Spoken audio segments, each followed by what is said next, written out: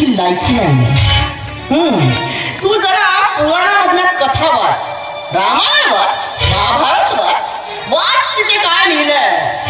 अरे चारही बाजूने समुद्राने वेढा घातलेल्या त्रिलोक विजयी लंकेचा राजा रावण, त्यालाही असाच गर्व होता की माझं कुणी काहीही वाकडं करू शकणार नाही.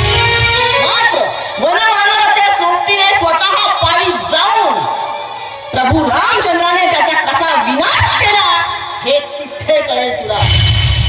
वाच आमदार, जरा 4 पुस्तकं वाच, पुराणातील कथा वाच. वाचशील तर वाचशील.